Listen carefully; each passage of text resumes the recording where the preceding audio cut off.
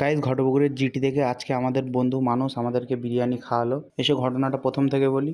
তো আজকে ছিল আমাদের মাধ্যমিক পরীক্ষার লাস্ট দিন, তাই সব বন্ধু বান্ধব বিরিয়ানি খাওয়া বলে সিদ্ধান্ত নিলাম। দেন ঘটপুকুরের চৌমাথা থেকে চলে গেলাম জমজম বিরিয়ানির দোকানে। তো ভিড়টা দেখো একবার। তো ওখান থেকে চলে গেলাম মুঘল দরবারে। আজকে মনে হয় বিরিয়ানি খাওয়াটা আমাদের ভাগ্যে লেখা ছিল না, এত বড় রেস্টুরেন্টে এসেও বিরিয়ানি পেলাম না। তাই সকলে মিলে বাইরে চলে গেলাম এবং একটা সিদ্ধান্ত করলাম যে কোথায় বিরিয়ানি খাওয়া যায়। তো সিদ্ধান্ত হলো ওয়ান বাইটে যাওয়ার। দেন চলে আসলাম ওয়ান বাইটে এবং ওয়ান বাইটের নিচের আন্ডারগ্রাউন্ডে যে রেস্টুরেন্টটা আছে ওখানে চলে গেলাম। আর এখানকার অ্যাম্বিয়েন্সটা খুবই সুন্দর ছিল। তো সকলে একটা টেবিলে বসে পড়লাম এবং এখানে এক দাদার কাছ থেকে শোনার পর দাদা হচ্ছে বললো যে এখানে এখনো কাজ বাকি আছে, এখনো কাজ চলছে। মাধ্যমিক পরীক্ষা যেহেতু আজকে শেষ দিন ছিল, তাই উপরে কাস্টমারের জায়গা না দিতে পারায় তাদেরকে নিচের এই আন্ডারগ্রাউন্ড রেস্টুরেন্টটা খুলে দিতে বাধ্য হলো। অর্ডার আসতে কিছুক্ষণ লেট হবে বলে দুজনে মিলে অর্থ সম্পদ ধ্বংস করতে লাগলাম, না মানে নুন নষ্ট করতে লাগলাম। তো কিছুক্ষণ ওয়েট করার পর আমাদের অর্ডার চলে আসলো আর আমাদের খাওয়ার আগে এরা খাওয়া শুরু করে দিল।